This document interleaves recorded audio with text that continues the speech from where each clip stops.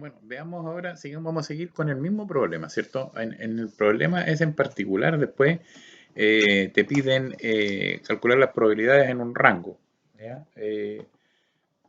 Por ejemplo, te dicen cuáles son las probabilidades que sean entre 7 o entre 4 y 8 disparos, ¿ya? Entonces tú tienes que calcular las probabilidades para cada uno de los valores intermedios porque no te incluyen los extremos del rango. ¿Ya? Tienes que calcular la probabilidad, en el caso de que te dijeran de 4 a 7, tienes que calcular la probabilidad para x igual a 5 y para x igual a 6. Calcula esas dos probabilidades y las sumas y esas van a ser las probabilidades que queden entre, ¿cierto?, el rango que te están estipulando. ¿Ya?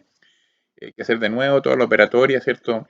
De n sobre x, vas a calcular el valor de la probabilidad para cada uno de los valores. Por eso te preguntaba qué medios te permiten utilizar, porque si te permiten, por ejemplo, usar un computador, es harto más fácil hacer la pega. O sea, con Excel está la opción combinatoria. Tú tienes que poner combinat, ¿cierto? Y, bueno, escribir signo igual, combinat, abres paréntesis, el primer valor, ¿cierto? Punto y coma, el segundo valor, cierras paréntesis y enter y te da el valor de la combinatoria. Entonces es súper fácil calcularlo con Excel. Bueno, con las calculadoras científicas también vienen los métodos, ¿cierto?, para calcular las combinatorias. Ahora, en una distribución binominal, ¿cierto? También te piden, en el mismo problema, ¿cierto? Te están pidiendo, por ejemplo, dado una cantidad de disparos, cuál es la probabilidad, digamos, o el valor de disparos que acierte, ¿ya? Para calcular eso se utiliza la media de una distribución binominal. Ahora, la media de la distribución binominal viene dada por esta ecuación, que es el número ¿cierto? De sucesos y el multiplicado por Q, no, por P, perdón, por P, que es la probabilidad de éxito. Acuérdate que en delante conversamos, ¿cierto? Que cómo ver la probabilidad de éxito cuando te están dando un valor porcentual. O sea, por ejemplo, si te dicen 48.3% de éxito, lo que tienes que hacer es dividir ese valor por 100 y eso te va a dar P, si es que te dicen de éxito. Ahora, si te dicen de fracaso o de errar, ¿ya? Entonces lo que te están dando no es P, es Q, ¿ya? Q, porque Q es la probabilidad de fallo. Entonces, tienes que ver tú siempre calcular P o Q, ¿ya? En todo caso, para la distribución binominal es fácil, la media es eso, donde te dicen cuánto es la probabilidad de los disparos que acierten, tú puedes, ahí inmediatamente dices, la probabilidad entonces sería la media, calculas la media y pones el valor. Después te hablan de la dispersión, ¿ya? De los disparos, entonces tú tienes que tener claro desde estadística que la dispersión, ¿ya? Es más o menos el rango en el que puedes agrupar el 75% de la muestra. Entonces, en este caso, se habla del valor de la varianza, ¿ya? De una distribución binominal, que viene dado fácilmente, ¿cierto? Por n, que es el número de tiros en el problema en particular, multiplicado por el número de éxito y por el número de fracaso, ¿ya? Eso te da un valor, ¿ya? Entonces, la dispersión, ¿ya? Sería el valor medio más o menos la varianza. Y eso establece un rango de tiros, ¿ya? En particular, ¿ya?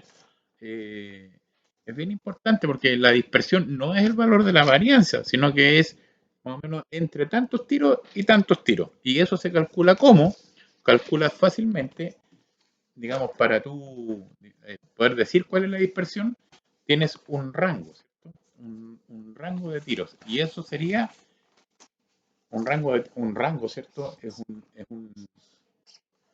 un paréntesis así de números, donde aquí tienes el número menor y acá el número mayor.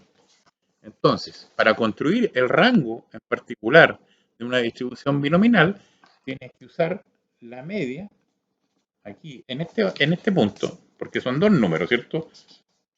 Número 1, y el número 2.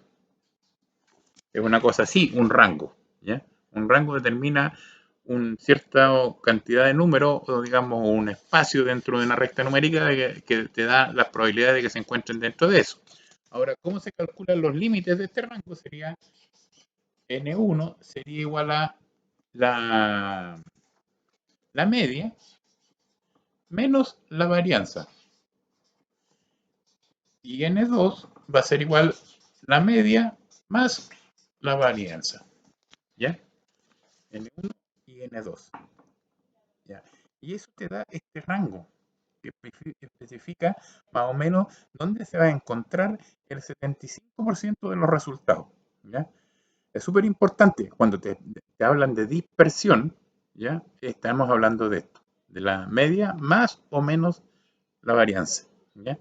La varianza multiplicado por 2 y te da más o menos el tamaño de tu rango, ¿ya? ¿Qué quiere decir eso? Más o menos, digamos, para que tú lo tengas, cuando tiene, por decirte, una curva así, ¿cierto? La famosa campana de Gauss, ¿cierto? Este punto determina la media, ¿ya? La media. Y cuando tú pones más menos el 75, la varianza digamos, más menos la desviación estándar, ahí, ¿ya? Ahí, cuando pones más menos eso, agrupas en tu muestra el 75% de los resultados.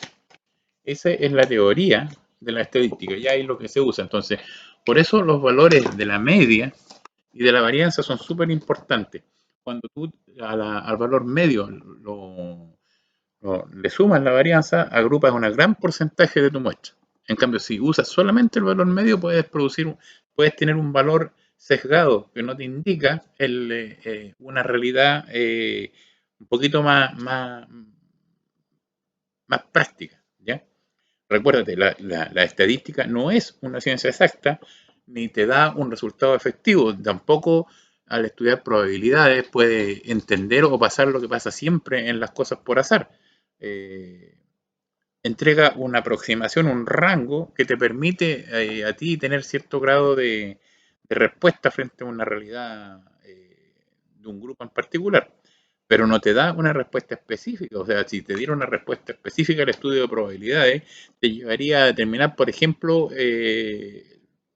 la posibilidad de éxito efectiva dentro de un juego como el Kino, y no se puede, porque lo que en realidad te establece la estadística y las probabilidades son rangos, ¿ya? Tienes que tener bien claro eso.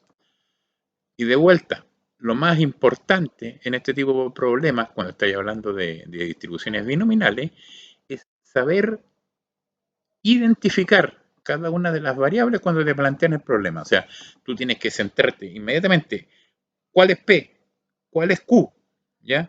Estar claro cuáles son esos dos valores, ¿ya? Que uno, P, siempre es la probabilidad de éxito y Q, la probabilidad de fracaso. Saber inmediatamente determinar el tamaño de la muestra, que es N, ¿ya? Y después el punto particular, ¿ya? Del fenómeno que te están pidiendo, que vendría a ser X. Una vez que tienes esas variables bien identificadas, después es cosa de aplicar la fórmula. El tema es más o menos engorroso dependiendo de qué equipo puedes ocupar o no, ¿ya? Si pudiera yo ocupar Excel, la prueba sería de chancaca, pero no creo que te dejen usar un computador con Excel. O sea, es una posibilidad, pero no sé si lo podrás hacer. Ahora, si permiten también usar una tablet, eh, también puedes acceder a Excel por la tablet. Entonces, es más fácil. ¿Por qué? Porque, como te digo, por ejemplo, el valor de la combinatoria de n sobre x se usa usando la fórmula combinat. Acuérdate de eso. Si te permiten usar Excel, tenés que ponerte en una celda, poner igual, combinat, abrir paréntesis, poner el valor del número que está arriba, punto y coma, el valor del número que está abajo, cierras paréntesis, enter, y te da el valor de la combinatoria, o que así se llama esa función, o de n sobre x, ¿ya? Ahora, en las calculadoras científicas me parece que también hay un apartado para calcular las combinatorias. Tienes que revisar tu calculadora para hacerlo más fácil, porque, por ejemplo, cuando tienes que calcular las probabilidades de dos puntos, es un poco engorroso hacerla de otra manera. Entonces, mejor es hacerlo con métodos más rápidos. No es que no se pueda, es más lento nada más, ¿ya? Bueno, hasta aquí el tema de la combinatoria. Voy a ver si puedo incorporar y seguir adelante con los siguientes temas.